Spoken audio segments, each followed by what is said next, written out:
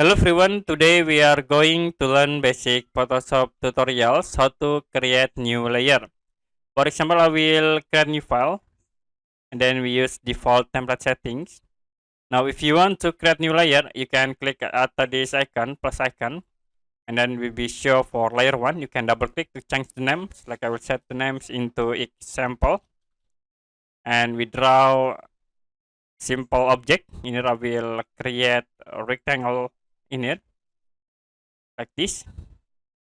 And then if you insert the image, you can click plus embed, like I will insert this image. It will be automatically create new layer. So you can click OK to apply. You also can convert this object image into layer by clicking at this convert to layer. And then you can click yes.